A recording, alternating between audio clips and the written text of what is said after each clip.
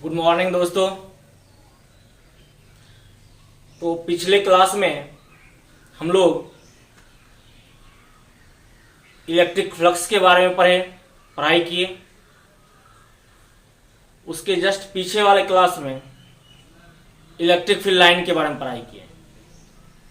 आप एक काम करो कि लगातार 2 लेक्चर जो पीछे का 2-3 लेक्चर, मतलब लेक्चर 16, लेक्चर 14, लेक्चर 15, 13, ये 3-4 लेक्चर को आप 2-3 बार देखो कम से कम, क्योंकि उस थ्योरेटिकल कॉन्सेप्ट हमने बहुत चीज बताया, बोला, समझाया। अगर वह आपको अच्छे से याद रह जाता है तो यह आज का जो लेक्चर होगा यह आपके लिए ज़्यादा इम्पोर्टेंस रखेगा। और आज का लेक्चर के इम्पोर्टेंस को आप अच्छी तरह समझ लेते हैं, सीख लेते हैं, तो हम लोग का जो नेक्स्ट अप्रोच होगा गॉस लॉ का, गॉस के नियम का, वो अच्छे से समझ में आएगा। तो आप एक काम जरूर करो कि अभी जो पीछे लेक्चर है वो जरूर देखो आप, तभी आपको अच्छे से इसका कॉन्सेप्ट समझ में आएगा। क्योंकि बोलने के क्रम में बहुत सारा बात ऐसा बोला जा रहा है जो बहुत ही उपयोगी है, क्योंकि इस कॉन्सेप्ट का उपयोग आगे करने वाले हैं, इसलिए उसका इम्पोर्टेंस बढ़ जाता है। और इस लेक्चर को समझना और भी जरूरी हो जाता है, क्योंकि यह अपने स्टेट बोर्ड, बिहार बोर्ड जो हम लोग बैठते हैं एग्जाम में, जो सीबीएसई वाले दे रहे हैं उनके लिए भी बहुत ही इंपॉर्टेंट टॉपिक है। यहाँ से क्वेश्चन आता ही आता है, कॉम्पिटिटिव एग्जाम में तो आता ही है, यहाँ भी आ रहा है। ऐसा कोई ईयर्स नहीं रहता है जिसमें इस सेक्शन से क्वेश्चन कुछ ना कुछ नहीं आ रहा है, आता हमेशा है। आप तभी कर पाओगे क्वेश्चन को जब आप अच्छे से याद करोगे, तैयारी करके रहोगे, तब आपको समझ में आएगा। तो पिछला क्लास में हम लोग कुछ एग्जाम्पल किए थे इलेक्ट्रिक फ्लक्स का, कैलकुलेट किए थे। उसमें आप देखे थे एक स्फेयर भी था जो असमान विद्युत क्षेत्र में रखा गया था नहीं कुछ इसी स्फेयर वाला, लिखे होंगे नॉन यूनिफॉर्म लिखे होंगे। उसके पहले एक किए बेलन वाला किए थे, उसके पहले किए बेलन वाला किए थे, वहां भी निकला था, इसका भी निकाले थे। इस तरह करके जो एग्जाम्पल किए, हम 1-2 एग्जाम्पल और आज करते हैं, फिर समझते हैं कि आखिर इलेक्ट्रिक फ्लक्स निकलता कैसे है। चूंकि मुझे ये समझना जरूरी हो जाएगा इलेक्ट्रिक फ्लक्स कैसे फाइंड किया जाता है, निकाला कैसे जाता है। यहां से आपको एक मैथमेटिकल के अलावे एक कॉन्सेप्चुअल अप्रोच मिलेगा कि हम फाइंड कैसे करते हैं और कैसे इसको डायरेक्ट भी लिख सकते हैं। क्योंकि जब 1-2 एग्जाम्पल कर लेने के बाद रिजल्ट उस एक जैसा ही आ रहा हो तो मुझे एक कॉन्सेप्ट समझ में आ जाती है, अरे इस तरह का कॉन्सेप्ट था, ये क्वेश्चन था, इसमें ये कॉन्सेप्ट लगा, रिजल्ट ये फाइंड हुआ, तो यहाँ भी उसी तरह का कुछ है, उसको कैसे हम लोग यूज करेंगे। एग्जाम्पल कुछ देखते हैं, कुछ एग्जाम्पल देखते हैं, फिर उसका एक कॉन्सेप्ट निकलेगा, फिर वो मुझे यहाँ से जब हम लोग समझेंगे, अच्छे से यूज करेंगे इलेक्ट्रिक फ्लक्स निकालना, तो मुझे यह कहाँ तक का रास्ता पर ले जाएगा, गॉस के लॉ तक। मतलब मेरा जो अगला अप्रोच है, अगला जो टारगेट हम लोग का पढ़ने का है, गॉस का नियम पढ़ना है। गॉस का नियम तभी समझ में आएगा जब यहाँ के बहुत सारे कुछ एग्जाम्पल हम करके देख लेंगे, वह यूनिफॉर्म में हो और नॉन यूनिफॉर्म में हो, एक समान विद्युत क्षेत्र में हो और असमान विद्युत क्षेत्र में हो। बस दोनों पर कैलकुलेशन करेंगे। अगर दोनों का कैलकुलेशन एक जैसा आ रहा है, कुछ रिजल्ट खास आ रहा है और एक प्रोसेस रिजल्ट आ रहा है जिससे मुझे कुछ अंदाजा लग जाएगा, अरे ऐसा हो रहा था तो रिजल्ट ये आ रहा था, उसके हिसाब से हम आज कैलकुलेशन कुछ करेंगे। तो कुछ एग्जाम्पल हम आपको करके दिखाते हैं, आपको समझ में आएगा। देखिए एक एग्जाम्पल लेते हैं हम लोग।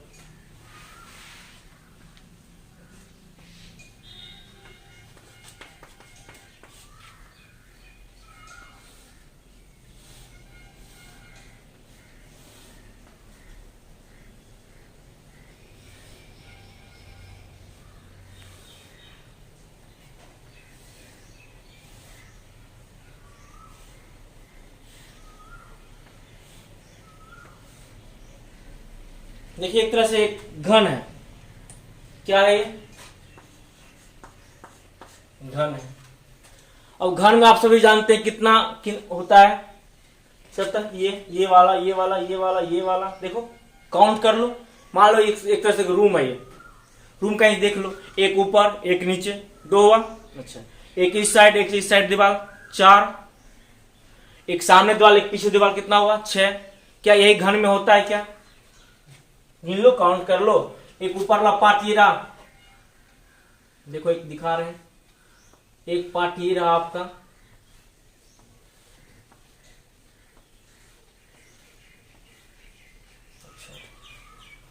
दूसरा पार्ट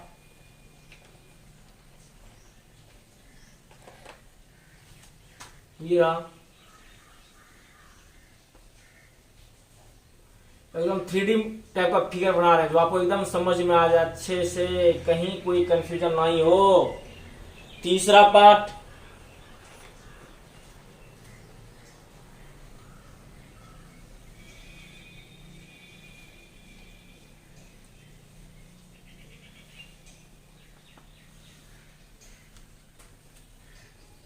चौथा पार्ट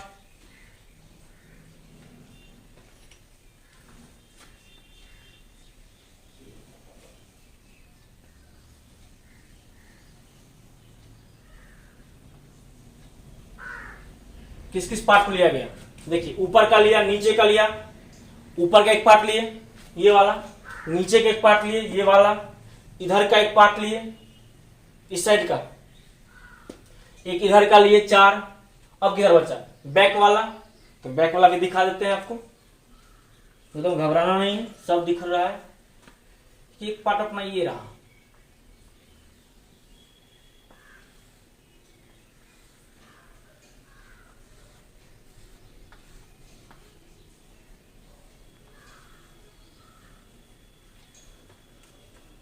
पीछे का पार्ट हुआ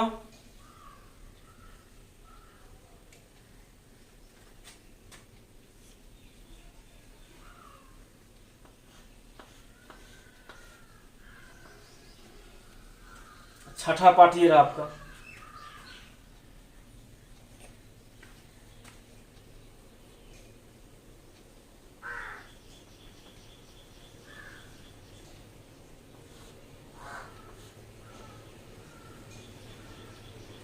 ध्यान से देखिए 6 पार्ट बन गया।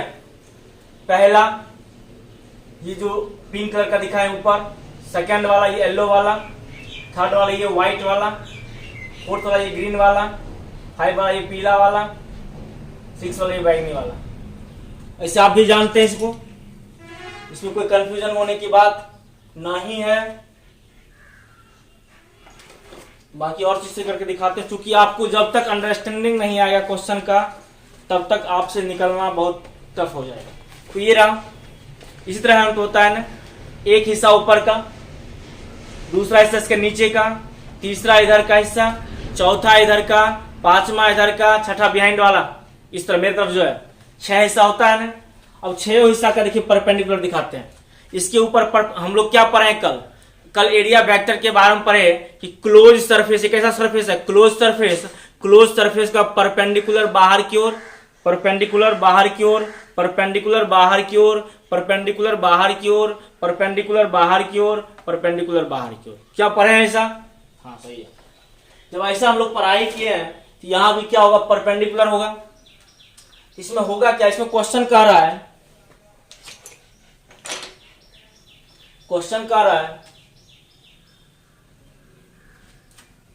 घन से गुजरते हुए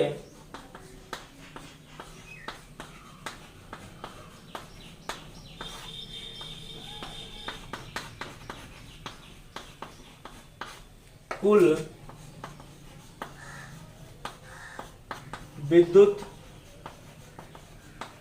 फ्लक्स। ये कह रहा क्वेश्चन है भाई। अब हम क्या देखते हैं कि मेरा इलेक्ट्रिक फील्ड लाइन इधर है, एक समान में रखा गया है। मेरा इलेक्ट्रिक फील्ड लाइन इस तरह करके है,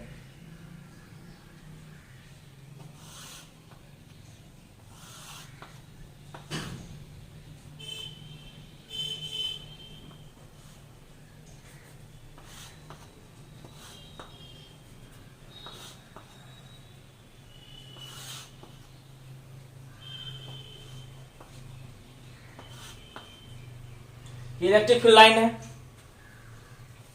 ये क्या हम लोग का इलेक्ट्रिक फील्ड लाइन है,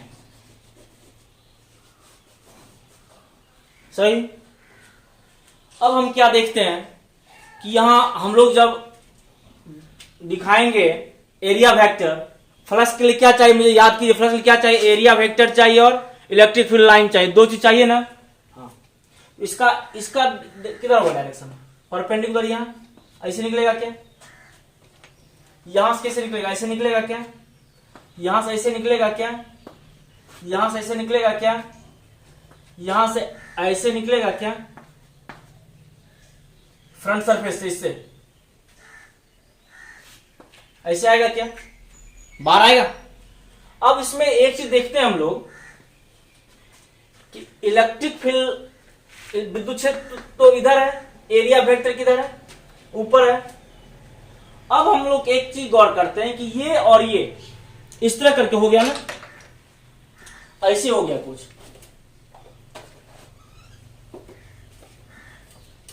विद्युत इलेक्ट्रिक फील्ड लाइन ये रहा,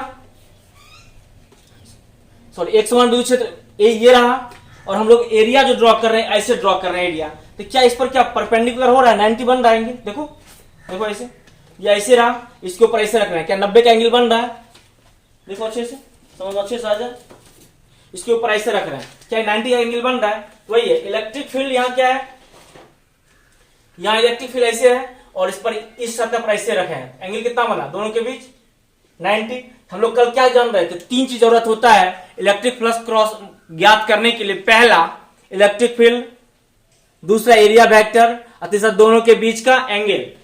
तो यहां भी वही है भाई कॉन्सेप्ट, ये इलेक्ट्रिक फील्ड है, ये है एरिया वेक्टर, दोनों के बीच एंगल कितना बन रहा है 90 बन रहा है। तो 90 में यहां लेते क्या है cos थीटा, cos 90 का वैल्यू क्या होता है, जीरो होता है क्या, चलो ये वैल्यू जीरो आ जाएगा। उसी प्रकार नीचे देखो यहां भी 90 बन रहा है ना, ये भी क्या आ जाएगा जीरो, ऐसे है, इस सतह से बनेगा, बाहर वाला सतह से बनेगा, वो भी कितना देगा 90, वो भी रिजल्ट क्या आएगा जीरो। इसके पीछे वाला सतह से बनेगा ऐसे करके, ये भी एंगल कितना देगा 90 देगा, देगा क्या, चार सतह तो उसका ऑलरेडी क्या हो जाएगा 90 डिग्री, चार में क्या हो गया एंगल 90 डिग्री। जब चार का एंगल 90 हो गया, हम जानते हैं 6 होता है, तो बचा क्या, दो ही बचा ना, नहीं बचा, तो उसका सॉल्यूशन करते हैं हम लोग, सॉल्यूशन कर रहे हैं, फाइनेट बराबर φ1 plus φ2 plus φ3 plus φ4 plus φ5 plus φ6, ऐसा करेंगे। चलिए φ1 कितना हो जाएगा, इसको मान लेते हैं A1, इसको मानते हैं A2, इसको मानते हैं A3, इसको मानते हैं A4, इसको मानते हैं A5 और इसको मानते हैं A6। कोई कंफ्यूजन, 6 होता है ना, अभी गिनती किए थे। अच्छा, इसका भी रिजल्ट क्या आ जाएगा जीरो, इसे लिख लेते हैं, पूरा लिखें क्या, जीरो होता है, 90 बन रहा है ना, ऐसे लिखिएगा तो ऐसे लिखना पड़ेगा, L square into E cos कितना डिग्री 90 डिग्री, cos 90 का वैल्यू कितना, जीरो नहीं होता है क्या, होता है, इसलिए ऐसे नहीं लिख के हम डायरेक्ट क्या लिख सकते हैं, इसको जीरो लिख दें, जीरो। उसी प्रकार यहां भी E L square E cos 90, cos 90 का वैल्यू जीरो, यहां भी जीरो, वही L स्क्वायर E cos 90, यहां भी यही, यहां अब क्या होगा, यहां क्या होगा इसका value L square E cos, इधर ले रहे हैं 5 न ले रहे हैं, तो दोनों के बीच कितना एंगल बन रहा है, यहाँ देखो अच्छे से देखो समझ में आएगा भाई, ये रहा इलेक्ट्रिक फील्ड और इसके ऊपर एरिया वेक्टर, इससे दोनों बीच क्या है पैरेलल है, पैरेलल एंगल कितना बनता है L square E cos 0 degree plus φ6 का देखिए, ये इधर है ना और मेरा ये इधर है, दोनों बीच एंगल कितना बना 180 है, L square E cos 180 degree, total result zero, इसका value L square into E, इसका value minus L square into E, result कितना आया जीरो, फाइनेट कितना आया जीरो, आया क्या, फाइव नेट कितना आया 0। कोई कंफ्यूजन किसी को समझने में कोई कंफ्यूजन इसको? यहां कितना था cos 90 था, यहां कितना था cos 90, कितना था एंगल cos 90 था। ओके, कोई समझने में परेशानी क्या? यहां भी फाइव नेट कितना आया 0। थोड़ा कल रिमाइंड करो पीछे वाला जब बेलन का निकाले थे वो भी रिजल्ट कितना आया था भाई, आया था 0। कोई कंफ्यूजन समझने में? इसको नोट कीजिए आप सभी। फाइव नेट का वैल्यू कितना आ गया 0। फाइव नेट का वैल्यू कितना आया 0 आया। cos 90 के कारण यहाँ 0 हुआ है, किसी कारण हुआ 0 cos 90, और यहाँ cos 0 डिग्री, क्योंकि दोनों के बीच कितना एंगल 0, और यहाँ कितना एंगल 180। इलेक्ट्रिक फील्ड लाइन इधर, एरिया इधर, विपरीत हो गया ना। फाइव नेट कितना हो गया 0। इसको नोट कीजिए आप सभी।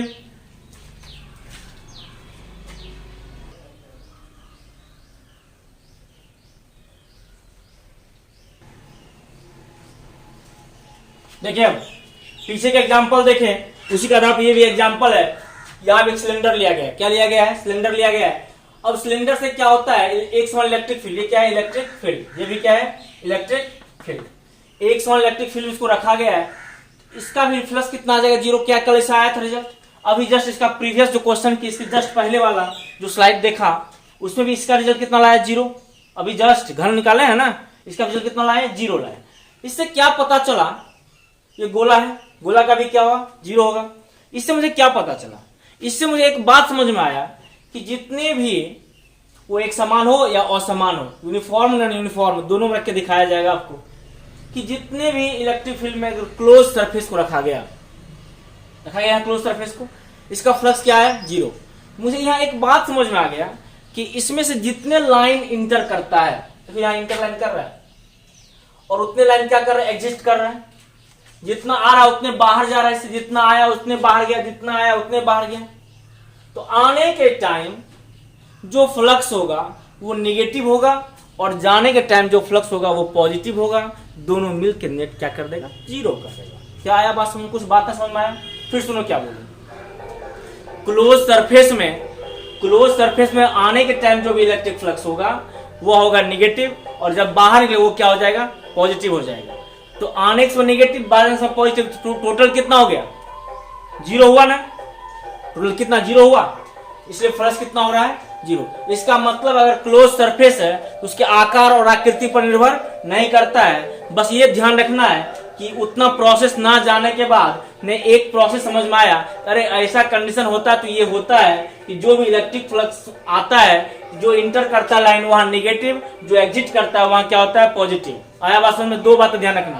क्लोज सरफेस में जो इंटर किया फ्लक्स क्या होता है, फ्लक्स सेक्शन में होता है क्या, total number of counts of electric field line. मतलब इलेक्ट्रिक फील्ड लाइन का, विद्युत क्षेत्र रेखा का जितनी संख्या होगी वही फ्लक्स कहलाता है ना। एक खास एरिया से जितनी भी इलेक्ट्रिक फील्ड लाइन क्रॉस करेगा वही क्या कहलाएगा, फ्लक्स कहलाएगा। क्या तो खास एरिया से क्या कर रहा है, cross electric field line cross कर रहा है, और ये क्या कहला रहा है, फ्लक्स कहला रहा है। और ये फ्लक्स कितना हो जा रहा है 0 हो जा रहा है। मुझे एक बात समझ में आया कि जितने भी इस टाइप के एरिया है, इससे अगर इलेक्ट्रिक फील्ड लाइन क्रॉस करा तो उसका फ्लक्स क्या हो जाएगा 0। ये ही नहीं, इसके अलावा भी हम देखते हैं एक ऐसा बॉडी लेते हैं जिसका शेप कुछ और हटके है, शेप इस तरह है, और यहां भी क्या हो रहा है, एग्जांपल है ये, क्रॉस कर रहा है। जितना तो यहाँ एंट्री लिया है सब एग्जिट हुआ है, क्या हुआ है ना। इसका भी फ्लक्स क्या होगा, फाइनाइट कितना आएगा भाई 0।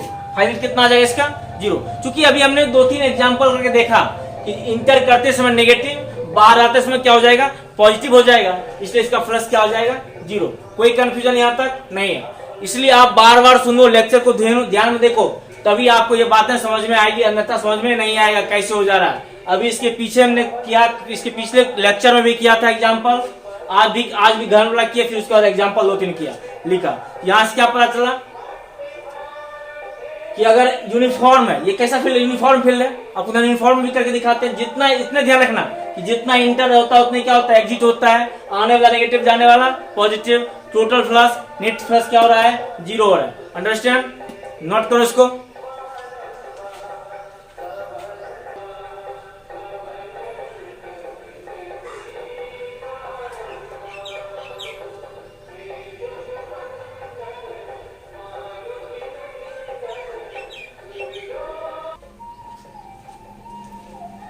देखिए नेक्स्ट एग्जांपल, ये प्लस क्यू चार्ज है, सामने क्या रखा गया है, गोला रखा गया है, यहां से जितना भी इलेक्ट्रिक फ्लक्स निकलेगा यूं जाएगा क्या, यूनिफॉर्म है, ऐसे जाएगा क्या, इसी तरह क्रॉस करेगा। हमने क्या पढ़ा कि जो इंट्री लेगा, इंटर जिसमें होगा उस समय पॉजिटिव निगेटिव जो बाहर है क्या करेगा, पॉजिटिव करेगा। सोच लो अपना कि यहाँ तो कोई यहाँ इंटर हो रहा है, यहाँ इंटर हो रहा है, यहाँ इंटर, यहाँ जितना आया उतना बाहर गया ना, देखो उतने बाहर जा रहा है, देखो यहाँ उतने बाहर आया ना, आया बाहर, जितना इंटर किया इसमें, जितना प्रवेश किया उतने निर्गत हुआ, बाहर निकला, इसके यहाँ भी फ्लक्स क्या हो जाएगा, फाइनल क्या हो जाएगा, 0 होगा। कोई कंफ्यूजन यहाँ नहीं ना।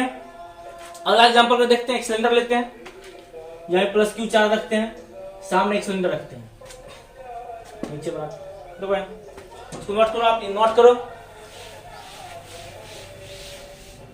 Next example, plus Q charge है, सामने क्या रखा है, सिलेंडर रखे हैं, क्या रखे हैं,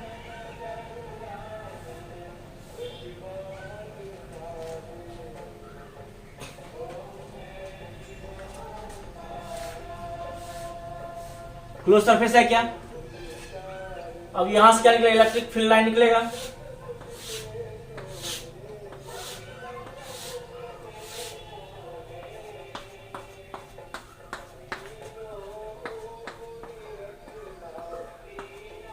जितना एंटर कर रहा है उतने एग्जिट कर रहा है।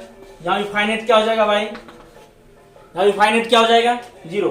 कोई कंफ्यूजन नहीं होना चाहिए एकदम, जितना एंटर किया, एंटर करते समय, प्रवेश करते समय निगेटिव, बाहर जाते समय पॉजिटिव, कुल प्लस 0।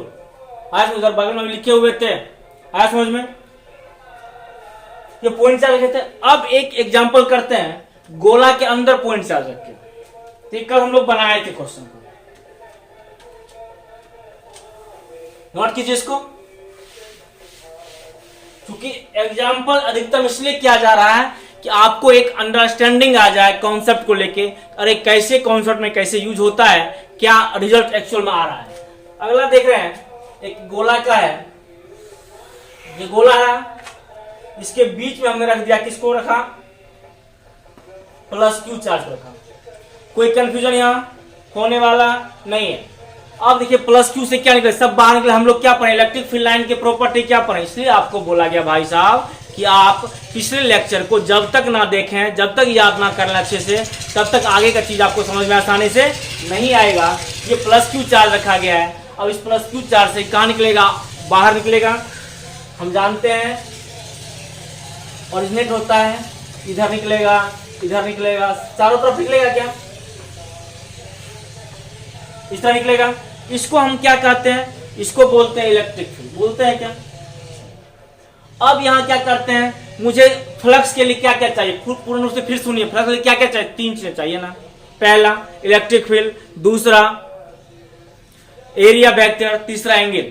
तो पहली बात तो ये निकल गया। दूसरा क्या निकालते हैं, अब इसका एरिया निकालते हैं, क्या निकालते हैं, area.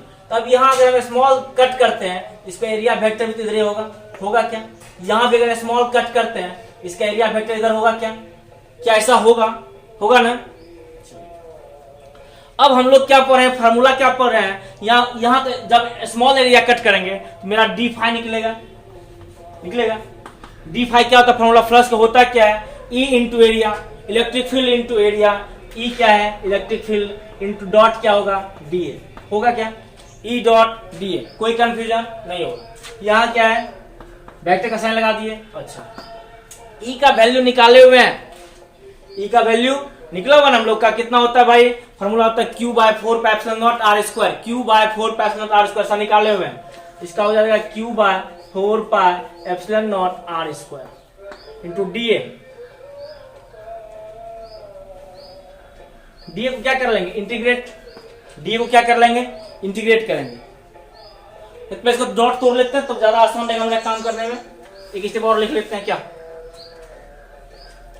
A dot B, A B cos theta, E D A cos कितना डिग्री हो जाएगा, 0 डिग्री होगा। तो दोनों क्या है, इस तरह है ना, पैरेलल है ना, दोनों के बीच कितना एंगल, 0 डिग्री, कॉस 0। कॉस 0 का वैल्यू 1, बचा क्या, ई डी ए, ई का वैल्यू क्या है, Q by 4 pi epsilon naught are square into D A. D का क्या कर लेंगे, इंटीग्रेट कर लेंगे। डी का क्या कर लेंगे, इंटीग्रेट कर लेंगे। डी का जब इंटीग्रेट करेंगे, जो फॉर्मूला एक पर है जैसा, वो एक और स्टेप लिखते हैं, ऐसे तुम लोग को बताया गया है। क्या निकला, डी फाइव निकला। फाइव और क्या होगा, integrate D five. Integrate D five बोले क्या लिखेंगे, इंटीग्रेट ई डी ए। चल पूरे प्रोसेस में आगे।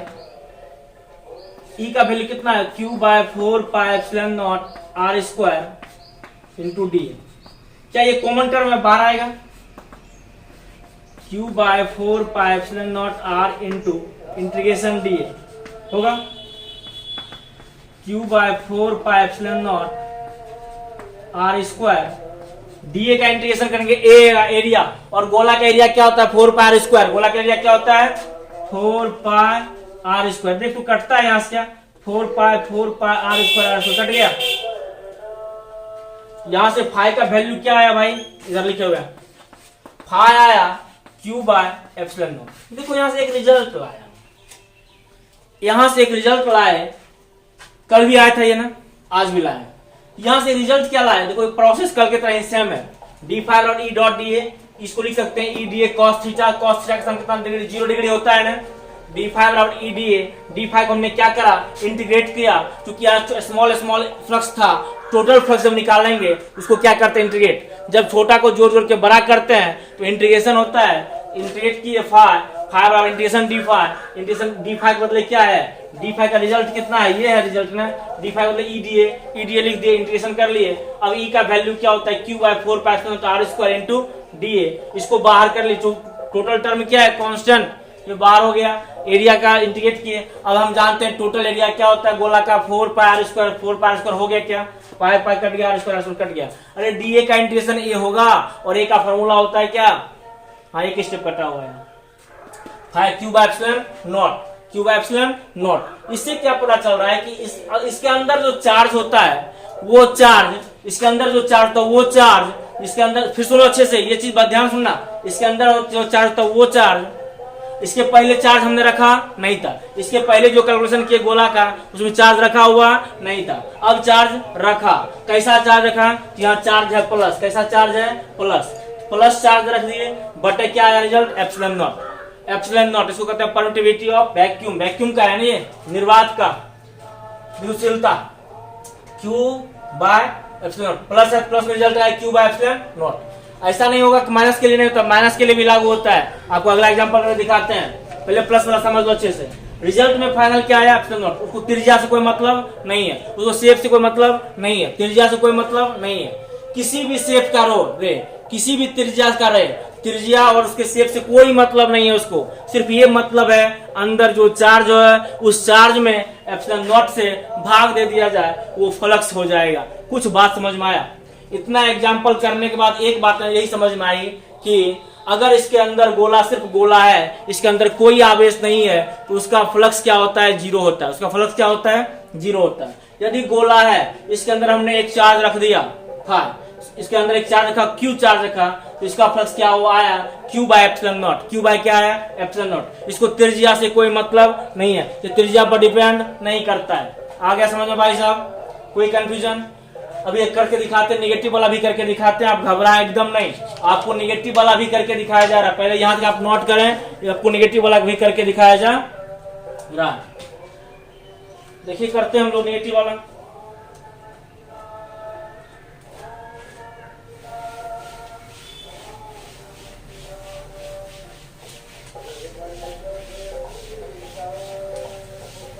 एग्जाम्पल से आप इसके कॉन्सेप्ट को अच्छे समझ पाएंगे।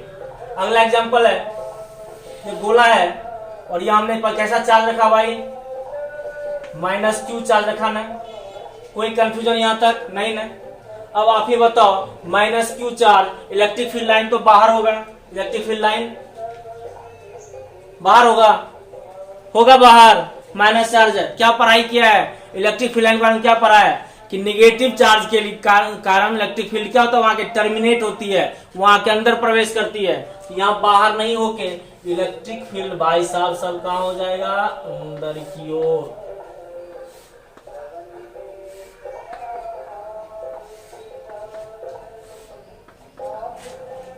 आया कुछ बात समझ में? इलेक्ट्रिक फील्ड कहाँ आ जाएगा? सब अंदर की ओर जाएगा।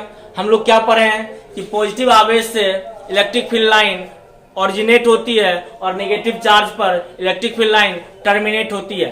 तो धन आवेश से विद्युत क्षेत्र रेखा निकलती है, धन आवेश से विद्युत क्षेत्र रेखा निकलती है और ऋण आवेश पर विद्युत क्षेत्र रेखा समाप्त हो जाती है, मतलब वहां जाके खत्म हो जाती है, टर्मिनेट हो जाती है। अब ये तो इलेक्ट्रिक फील्ड लाइन कहाँ आ जाएगा? अंदर की ओर सब जगह होगा क्या? सब जगह होगा ना? होगा, सही बात है। लेकिन हम लोग एरिया वेक्टर के बारे में क्या पढ़ाई किए हैं? एरिया वेक्टर के बारे में पढ़ाई किए हैं कि यदि क्लोज सरफेस हो, कैसा सरफेस हो? क्लोज सरफेस हो, बंद लूप हो, बंद सतह हो, तो उसका एरिया वेक्टर परपेंडिकुलर बाहर की ओर होता है। परपेंडिकुलर कहाँ होता है? बाहर की ओर होता है। उसके मुताबिक अगर यहाँ एरिया वेक्टर ड्रॉ करें, एरिया वेक्टर इधर हो जाएगा। एरिया वेक्टर यहाँ ड्रॉ करें, एरिया वेक्टर कहाँ हो जाएगा? बाहर। एरिया वेक्टर कहाँ हो जाएगा? बाहर। अब आप ही बताइए कि इलेक्ट्रिक फील्ड इधर है, देखो ये जो पिंक, ये जो बैगनी कलर का है, यह है इलेक्ट्रिक फील्ड, ये अंदर है, और ये व्हाइट वाला जो है यह एरिया वेक्टर बाहर की ओर। तो दोनों के बीच एंगल कितना बन गया जी? 180। देखो ये है ना, ये कहाँ है? अंदर, और ये कहाँ है? व्हाइट वाला बाहर। देखो यहाँ व्हाइट वाला बाहर, ये वाला अंदर है, तो दोनों के बीच एंगल कितना बना? 180। तो फार्मूला तो वही होता है, यहाँ भी फ्लक्स निकलेगा, क्या निकलेगा? डी फाई निकालेंगे। डी फाई क्या होता है? ई डॉट डी एकदम प्रोसेस सेम है, डी फाई बराबर E D A cos theta. Theta कितना डिग्री? 180 डिग्री। डी फाई बराबर E D A cos theta, cos कितना? Minus E D A. D phi बराबर माइनस आ गया ई डी ए, इंटीग्रेशन कर लो, फाई बराबर integration D phi minus E D A, phi बराबर माइनस ई का वैल्यू कितना होगा? क्यू बाय 4, माइनस चार्ज है, हाँ क्यू चार्ज है, मैग्नीट्यूड रखने के लिए Q by 4 pi epsilon naught are square into A minus Q by 4 pi epsilon naught are square into integration D A. Result तो वही आएगा, minus Q by 4 pi epsilon naught are square into 4 pi are square. Cut गया फिर से, इसलिए phi कितना आया? Minus Q by epsilon naught. देखो इस बार क्या आया रिजल्ट? इस बार जो रिजल्ट हम लोग का आया वह रिजल्ट आया जो अंदर चार्ज था वही चार्ज बटे एप्सिलॉन नॉट। क्या कुछ समझ में आया बात? समझ में आया बात? देखो नोट करो पहले,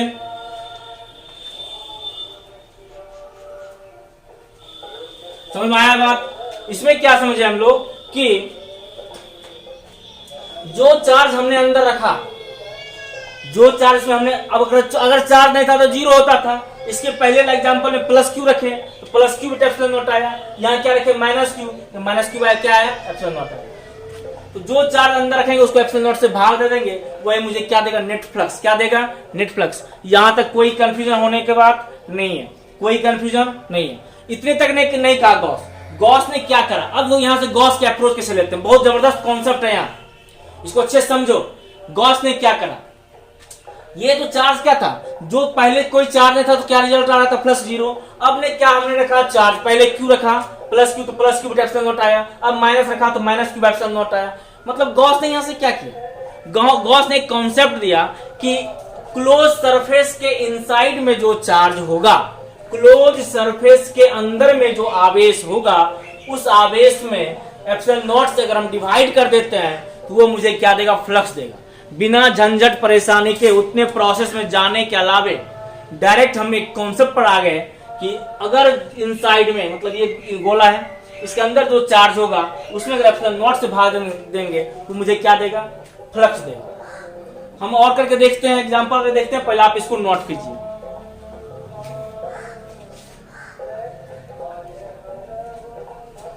देखिए अगला एग्जांपल हम लोग करते हैं। यहां 2-3 गोला ले लेते हैं, पहला गोला, दूसरा गोला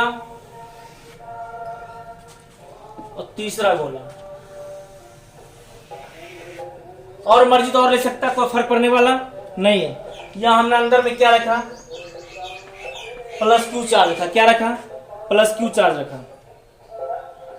कोई कंफ्यूजन नहीं होना चाहिए। अब देखो यहाँ से जब प्लस क्यू रखें, प्लस क्यू से क्या होता है, धन आवेश से इलेक्ट्रिक फील्ड लाइन ओरिजिनेट होती है, निकलती है ना।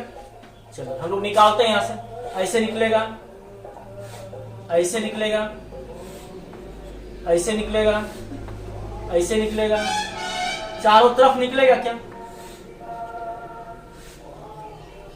निकलेगा इस तरह करके, निकलेगा ना, क्योंकि प्लस चार्ज से क्या होती है, बाहर निकलता है। हम यहाँ नाम लिख देते हैं, पहला गोला, यहाँ नाम लिखते हैं, पहला ये रहा, दूसरा ये रहा, तीसरा ये रहा।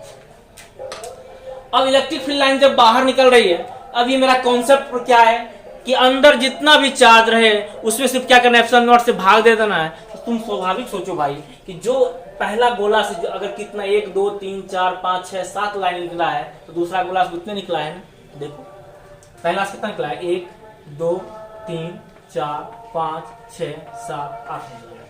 दूसरा से भी 8 निकला है, तीसरा से भी 8 निकला है। निकला है क्या, वही लाइन जो निकल रहा है वही बाहर आ रहा है, सब में बराबर जा रहा है ना। अरे भाई एक्चुअल में फ्लक्स होता क्या है, एक्चुअल में फ्लक्स होता है कि जितनी भी इलेक्ट्रिक फील्ड लाइन उस खास एरिया से क्या कर रही है, क्रॉस कर रही है, वही फ्लक्स कहलाता है ना। क्या डेफिनेशन यही कहता है, इससे जितनी भी फ्लक्स निकल रही है वो फ्लक्स है ना। तो कितना निकला है, 1 2 3 8 निकला है। यहाँ सेकंड से भी 8 ही निकला, थर्ड से भी 8 निकला, अगर फोर्थ भी लगा दें हम तो भी क्या निकलेगा, 8 ही निकलेगा। इससे रिजल्ट में क्या पता चला, φ1 बराबर φ2 बराबर φ3। क्या ये रिजल्ट आया बाहर, आया रिजल्ट बाहर। इस तरह जितना भी होगा सबसे कितना रिजल्ट निकलेगा, इतना रिजल्ट निकलेगा, φ1 बराबर φ2 बराबर φ3 आएगा। ऐसा क्या, कोई कंफ्यूजन यहाँ तक समझने में एग्जाम्पल में नहीं है ना। अगर जिसको दिक्कत है समझ लो, फिर से वही प्रोसेस पर आ जाते हैं, देखो अपने रिजल्ट आ जाएगा। देखो किसी को लग रहा है कंफ्यूजन अगर 1% भी है तो इसका इलाज होना चाहिए।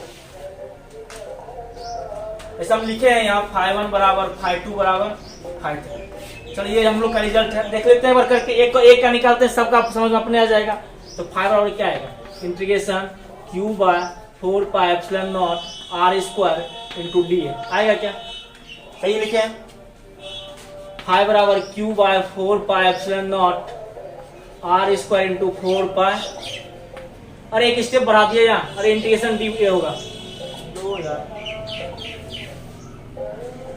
इंटीग्रेशन क्या हो जाएगा, डी होगा। φ बराबर 4 pi epsilon not r square into area क्या होता है 4 पाई r स्क्वायर। क्या फिर से वही कट गया, क्या बचा, φ बराबर q/एप्सिलॉन नॉट बचा।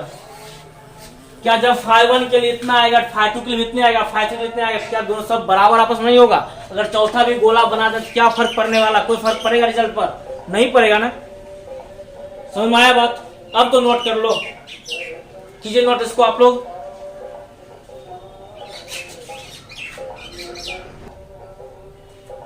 अब अगला एग्जांपल करते हैं, फिर से एक इस तरह का बॉडी लेते हैं, किसी भी शेप साइज का, कोई मतलब नहीं है शेप का। इस तरह का बॉडी लेते हैं और सममित पृष्ठ का बॉडी लेते हैं, और यहां हमने भी क्या रखा, प्लस क्यू चार्ज रखा। रिजल्ट क्या आने वाला है, किसी प्रकार का बॉडी, उसको त्रिज्या से मतलब होता ही नहीं। रिजल्ट में त्रिज्या आया कभी नहीं, त्रिज्या कट गया, रिजल्ट में त्रिज्या नहीं आया। अब तो ये लगने का लगता है कि अरे तो बहुत टफ होगा, लेकिन एक्चुअल में इसका रिजल्ट क्या आने वाला है, वही आएगा q/एप्सिलॉन नॉट। इसका फाई कितना आएगा, q/एप्सिलॉन नॉट। इसमें कोई समस्या, क्योंकि अगर यहाँ रखते हैं इससे भी वही उसी तरह सब जगह से बाहर निकलेगा। क्या, अरे इलेक्ट्रिक फील्ड लाइन बाहर नहीं निकलेगा, निकलेगा इलेक्ट्रिक फील्ड लाइन बाहर, सब जगह बाहर निकलेगा, ऑरिजिनेट होगा ना यहाँ से। प्लस क्यू चार्ज से क्या होता है, ऑरिजिनेट होता है, सब जगह क्या निकलेगा, बाहर। इसका फ्लक्स कितना आएगा, इसको फ्लक्स इधर लिखते हैं, फिर एक एग्जांपल बगल में करके दिखा देते हैं। तो क्या मुझे कॉन्सेप्ट समझ में आ चुका है, इतना एग्जांपल किए, कॉन्सेप्ट समझ में आ गया एक्चुअल में होता क्या। एक और एग्जांपल पर देखते हैं,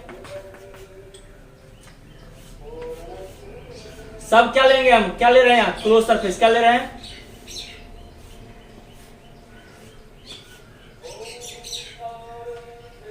यहाँ माइनस क्यू चार्ज रखें, यहाँ क्या रखें, माइनस क्यू चार्ज रखें। तो माइनस क्यू चार्ज रखने के बाद क्या होता है, ये अंदर आएगा,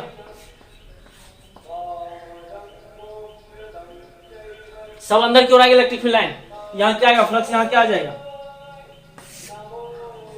माइनस क्यू बाय, अंदर चार्ज क्या रखा, माइनस ना, यहाँ चार्ज क्या रखा, plus, plus Q by Q epsilon naught, ये एप्सिलॉन नॉट है भाई।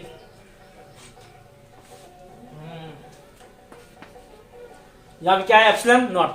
कोई कंफ्यूजन हो रहा है इसमें समझने में? कहीं भी डाउट नहीं है? सिर्फ होना क्या चाहिए? क्लोज सरफेस उसके त्रिज्या उसके शेप एंड साइज पर डिपेंड नहीं करता है। Electric flux does not depend their shape and size, इसके शेप एंड साइज पर कोई डिपेंड नहीं कर रहा है, इसके आकार आकृति पर निर्भर नहीं करता है, इसकी त्रिज्या पर निर्भर नहीं करता है। निर्भर किस पर करता है? जो अंदर जो चार्ज रखा गया है उसमें क्या करते हैं? एप्सिलॉन नॉट से भाग देते हैं, वही क्या आता है? रिजल्ट। यहां से गॉस ने एक नया कॉन्सेप्ट दे दिया। गॉस ने यही कॉन्सेप्ट कहा कि अगर क्लोज सरफेस हो तो उसके अंदर जो हम चार्ज रखें, इनसाइड में जो चार्ज रखें, इनसाइड मतलब अंदर में जो चार्ज रखें, उसमें सिर्फ एप्सिलॉन नॉट से अगर हम भाग दे दें तो वही क्या हो जाता है? Gauss law. क्या हो जाता है? Gauss law. कॉन्सेप्ट यहीं से बनेगा। अब अगला कॉन्सेप्ट है गॉस लॉ। ये अच्छे से लिखो, अच्छे से समझ में आ गया होगा।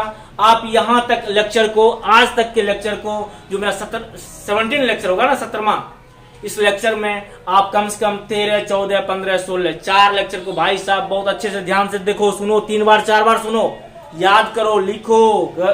जब तक वो याद नहीं होगा तब तक इसका कॉन्सेप्ट आगे समझ नहीं आएगा, क्योंकि पूरा थ्योरेटिकल पार्ट है। इसलिए हमने बहुत चीज बोला है इसमें, कैसे हुआ, क्यों हुआ, किस कंडीशन कारण हुआ।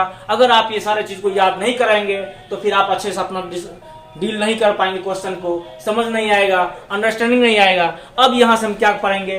गॉस का लॉ पढ़ेंगे। गॉस का लॉ पढ़ने के बाद इसका उपयोग क्या करेंगे? इलेक्ट्रिक फील्ड निकालने में। क्या याद है आपको कि पिछले क्लास के लेक्चर में हमने बताया था आपको कि इलेक्ट्रिक फील्ड ज्ञात करने का 2 मेथड होता है, पहला कूलॉम्स लॉ, दूसरा गॉस लॉ। तो पहले कूलॉम्स ने हम पढ़ लिया, दूसरा गॉस पढ़ना है। जो कंफ्यूजन वहां था वो कंफ्यूजन यहाँ दूर हो जाएगा। वहां कुछ टफ लगता था कैलकुलेशन, वो यहाँ से इजी हो जाएगा। जिसको वहां बहुत टफ मतलब बहुत कैलकुलेशन बड़ा हो जाता था, यहाँ इजी वे में कैलकुलेशन कर लेंगे। किसके हिसाब से?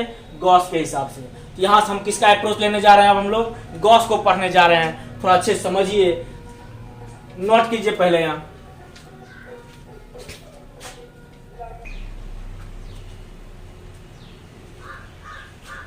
तो हम दोनों में लिख दिए, हिंदी और इंग्लिश दोनों में लिखे हुए। आपको दोनों समझ में अच्छे से आएगा। कॉन्सेप्ट क्या है लिखा गया है, लिखे गॉस लॉ, गॉस का नियम। It is one of the fundamental law, यह एक fundamental law which is applicable only for the close surface. यह किसके लिए सिर्फ लागू होता है? यह सिर्फ लागू होता है बंद सतह। किसके लिए? क्लोज सरफेस, बंद सतह के लिए लागू होता है। लेकिन यह एक मूलभूत नियम है जो केवल या सिर्फ बंद सतह के लिए क्या होता है? अप्लीकेबल है या लागू होता है। सेकेंड लाइन लिखे है, this gives relation between the electric flux of close surface called Gaussian surface. Electric flux जो क्लोज सरफेस का निकलेगा उसको क्या कहेंगे हम लोग? गॉसियन सरफेस कहेंगे। And charge enclosed by the surface, और चार्ज क्या होगा? उस सरफेस के अंदर होगा। देखिए यह गॉसियन पृष्ठ एवं उसके अंदर के आवेश एवं विद्युत फ्लक्स के बीच के संबंध को बताता है। यहां नोट कीजिए। इसके बाद इसका गॉस के नियम लिखते हैं, स्टेटमेंट उसका।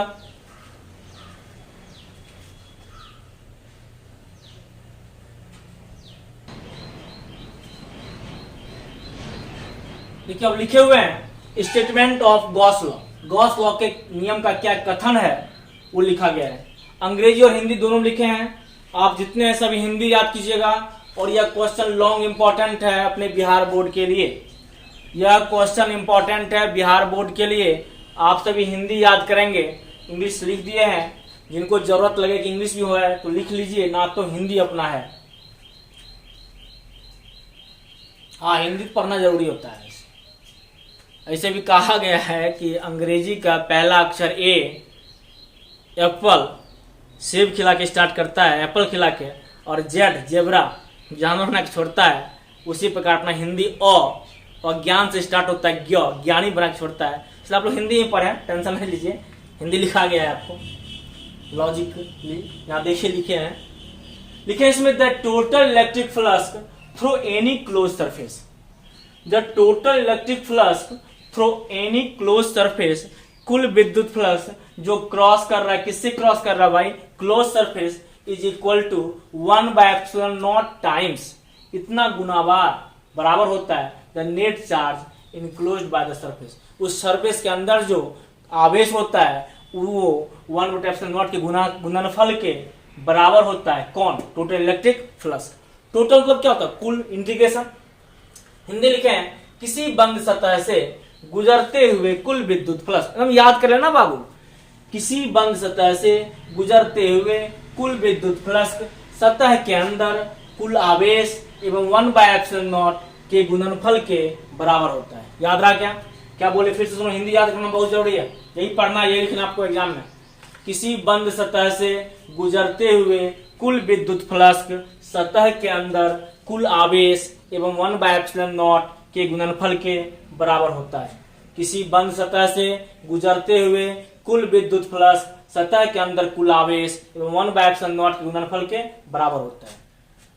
अब यहाँ क्या करते हैं, अर्थात इलेक्ट्रिक फ्लक्स निकाल रहे हैं किसी बंद सतह से ना, किसी बंद सतह। देखो ये बंद सतह हम बना रहे हैं, अच्छे देखना ध्यान से, ये बंद सतह है, इसका मतलब क्या हुआ? क्लोज्ड। इसका मतलब क्या हुआ?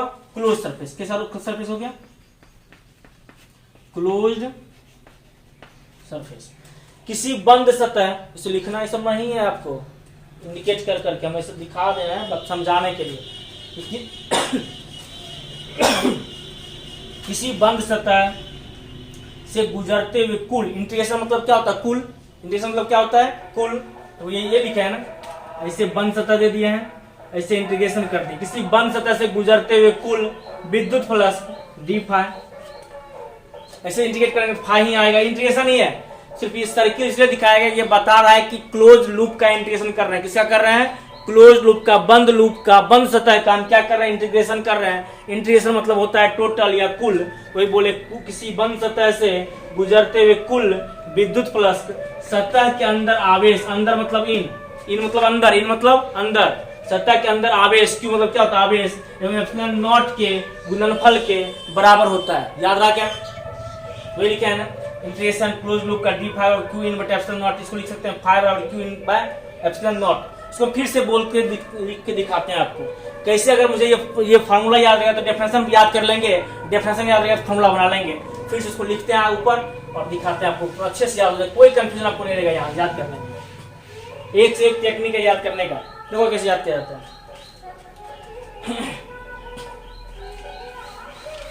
एक एक सेंटेंस का एक एक पार्ट तोड़ते हैं, ध्यान से पढ़ना। यहां है करा किसी बंद सतह, हमने क्या करा? एक बंद सतह कर दिया, से गुजरते हुए कुल मतलब क्या होता है भाई? टोटल। इंटीग्रेशन कर दिया। कुल का मतलब क्या? इंटीग्रेशन। बंद सतह मतलब ये बंद सतह, इसका मतलब क्या लेंगे? ये यूज करेंगे। कुल का यूज क्या करेंगे? इंटीग्रेशन। प्लस का यूज क्या करेंगे? D phi. प्लस का क्या यूज करेंगे? D phi. फाई मतलब प्लस। किसी बंद सतह से गुजरते हुए कुल, किसी बंद सतह ये हो गया, गुजरते हुए कुल मतलब इंटीग्रेशन, विद्युत फ्लक्स, प्लस मतलब फाई डी फाई। अब क्या करा? सतह के अंदर कुल आवेश, अंदर क्या है? कुल आवेश। आवेश को किससे स्विच करते हैं भाई? क्यू। आवेश मतलब क्यू। अंदर का क्या लिखते हैं? इन। अंदर में क्या लिखते हैं? इन मतलब क्या होता है? अंदर। इन मतलब क्या होता है? अंदर। एवं 1/ε0, एवं 1/ε0 लिखे के गुणनफल मतलब यहाँ क्या चिन्ह देंगे? गुना का चिन्ह देंगे। आया समझ में? नहीं आया फिर से समझ हम क्या किए, एकदम याद हो जाएगा, कभी नहीं भूलेगा, जिंदगी में नहीं भूलेगा तू ऐसा कॉन्सेप्ट। कह रहा किसी बंद सतह एक बंद सतह कर दिए, से गुजरते हुए कुल को क्या कर दिया? हमने इंटीग्रेशन कर दिया। कोई डाउट नहीं? यहाँ कोई डाउट किसी को? बंद सतह मतलब ये, कुल मतलब इंटीग्रेशन कर दिए। विद्युत फ्लक्स को क्या लिखते हैं? D phi. फाई मतलब फ्लक्स, स्मॉल फ्लक्स लिखे डी फाई। अब कर रहा सतह के अंदर कुल आवेश, सतह के अंदर का रहा है कुल आवेश। आवेश को किससे सूचित करते हैं भाई? आवेश को सूचित किया जाता है, आवेश सूचित किया जाता है क्यू से। आवेश क्या लिखे? क्यू। अंदर कारण देखो यहाँ लिखा सतह के अंदर कारण, अंदर के लिए क्या लिखेंगे? इन। अंदर का क्या लिखेंगे? इन। अंदर क्या लिखेंगे? इसको कलर चेंज करते हैं क्या, ज्यादा अच्छे समझ में आएगा आपको, कोई कंफ्यूजन नहीं होगा। अलग अलग कलर का यूज करते हैं, आपको फिर से ध्यान रखिएगा। अंदर के क्या लिखे? इन। सतह के अंदर कुल आवेश क्या? क्यू। एवं 1/ε0, एवं 1/ε0 के गुणनफल गुना में है, देखो गुणा करते हैं, इसको गुना में डालते हैं। गुणनफल के क्या होते हैं? बराबर होता है। कोई कंफ्यूजन नहीं होगा ना। अब होगा क्या, कह रहा किसी बंद सतह से गुजरते हुए कुल, किसी बंद सतह का ऐसा कर दिए, गुजरते हुए कुल, कुल का क्या लगा दिए इंटीग्रेशन, विद्युत प्लस क्या लिखे डी फाई, एवं सतह के क्या लिखे अंदर, अंदर क्यू लिखे, क्यू अंदर का क्या लिखे आई, कुल आवेश का है ना, आवेश का क्यू, अंदर का मतलब क्या होगा इन, एवं 1/ε0, 1/ε0 गुणनफल गुना के क्या होते हैं, बराबर होते हैं। कोई कंफ्यूजन, कोई डाउट कहीं नहीं ना। चलिए ये याद रह गया यहाँ तक। क्यू इन क्या है, अंदर के चार्ज क्या है, अंदर का चार्ज। कहीं डाउट भी है?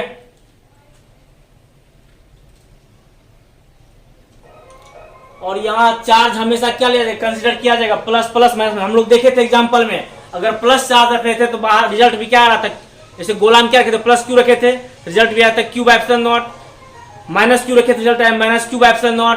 अगर घन में रखे प्लस क्यू तो रिजल्ट आया प्लस Q/ε0, अगर माइनस क्यू रखे तो माइनस Q/ε0। इसलिए माइनस क्यू चार्ज को क्या किया जाएगा, कंसिडर किया जाएगा। माइनस क्यू चार्ज को क्या किया जाएगा, कंसिडर किया जाएगा। आप पहले इसको अच्छे समझ लिए, पहले लिख लिए थे ना, यहाँ समझ आए हुए हैं, यहाँ तक लिखना है आपको। आपको ये चीज नहीं लिखना है, सिर्फ ये सब नहीं करना है, सब दिखा देने वाले हैं, यहाँ तक लिख लेना है इसको। ये सब याद करने का तरीका बता रहे थे क्या, आप सब लिखिए, यहाँ तो नोट कीजिए।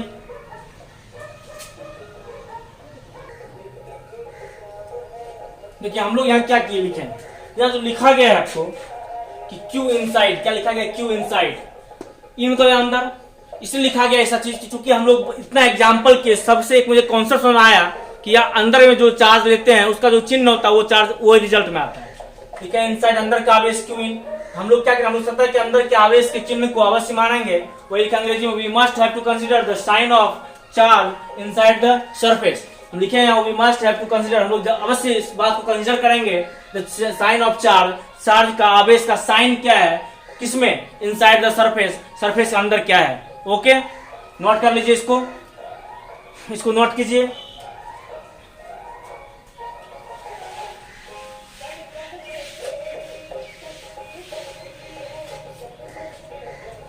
तब रिजल्ट क्या लाए हम लोग, फाई बराबर, अभी निकाले ना फाई बराबर, इंटीग्रेशन किए थे, इंटीग्रेशन ई डी ए, और दोनों है क्या वेक्टर, तो वेक्टर से लगा दिए। और ये किसके लिए निकाले हो, ये जनरल रूल निकल गया ना, इसको क्या बोलते हैं, जनरल रूल, इसको क्या बोलते हैं हम लोग, जनरल रूल।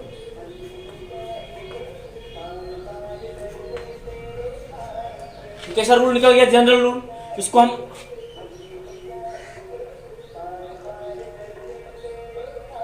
ऊपर जो किए थे थोड़ा ध्यान रखिए, तो ध्यान नहीं दिया है, तो ऊपर कहीं लिखे थे हम लोग फाई बराबर लिखे थे क्यू इन, यहाँ लिखे थे इस जगह बट एप्सिलॉन नॉट, इसको फर्स्ट मान लेना आप वहां, और यहां से निकालते हैं फाई इक्वल टू, सॉरी ये फाई था, फाई इक्वल टू इसका निकल जाएगा इंटीग्रेशन ई इंटू डी, और निकाले किसका है, क्लोज का ना, क्लोज इसमें से घुमाते हैं, क्लोज, ये रात क्या किसका है, क्लोज का, क्लोज का साइन है ना बीच में। अभी देखिए हम लोग इसको मान लेते हैं हम लोग सेकेंड इक्वेशन, इक्वेशन फर्स्ट एवं सेकेंड से देखो भाई यहाँ लिखे थे, अभी यहाँ कुछ लिखे थे पहले कि phi equal to Q in बटे क्यू इनसाइड बटे एप्सिलॉन नॉट, यहाँ लिखे थे, उसको फर्स्ट समीकरण मान लेना, वहां ध्यान नहीं दिया हम लिखने के लिए, आप जरूर कर लेना उसको। Phi equal to Q inside बटे एप्सिलॉन नॉट, उसको क्या माना फर्स्ट, उसके बाद क्यू बराबर फाई बराबर integration E into D A, अच्छा ई इंटू डी ए। अब फाई क्या आया, किसका है, क्लोज लूप का निकाले है ना, ई डी ए निकले हैं। इक्वेशन फर्स्ट एवं सेकेंड से दोनों इक्वेशन मिलाएंगे, दोनों का एलएचएस मिल रहा है ना, आरएचएस क्या हो जाएगा बराबर, आरएचएस क्या हो जाएगा बराबर हो जाएगा, होगा क्या, क्या हो जाएगा E into D A integration किसका होगा, क्लोज करना,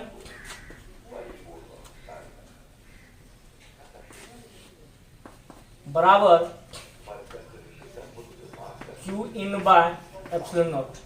ये मेरा इक्वेशन निकल के बाहर आया, ये इतना यूजफुल इक्वेशन है, मुझे बहुत काम देगा। यहाँ लिखना कहीं लिख लो भाई, ये क्या है,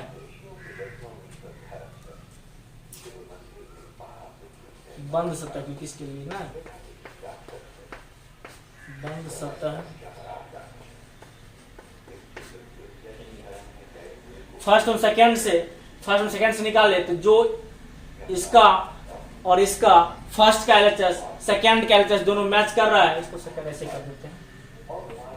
फर्स्ट का एलएचएस सेकंड एलएचएस मैच कर रहा है तो आरएचएस आपस में क्या हो जाएगा बराबर, आरएचएस क्या कर लिया हम लोग बराबर ई डॉट डी ए बराबर क्यू इनसाइड बटे एप्सिलॉन नॉट।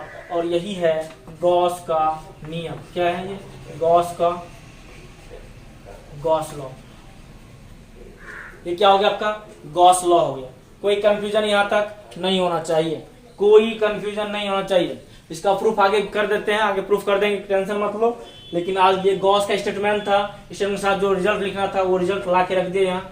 अगर आपको प्रूफ करने के तो वो वाला क्वेश्चन पढ़े थे ना, आप दो बार 3 बार क्वेश्चन कर चुके हैं। यहाँ प्लस क्यू चार्ज रख देना है और यहाँ क्या कर देना है, इलेक्ट्रिक फील्ड निकाल देना है बाहर, इंटीग्रेशन कर लेना है, इंटीग्रेशन करना है ई डॉट डी ए का इंटीग्रेशन करना है, integration Q by 4 pi epsilon naught are square into integration D A, इसको लिख देना है Q by 4 pi epsilon naught are square गुना डी ए का 4 पाई आर स्क्वायर। भाई साहब कट गया, बचा क्या क्यू बाय एप्सिलॉन नॉट। यही प्रूफ हो गया, बस यही प्रूफ करना था।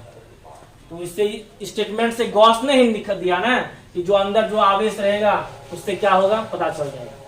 अब यहां तक के अलावा एक बात और आता है, अगर इसमें चार्ज इस तरह का बॉडी ना होगा, अलग टाइप का बॉडी हो, उसके अंदर बहुत सारा चार्ज। देखो एग्जांपल,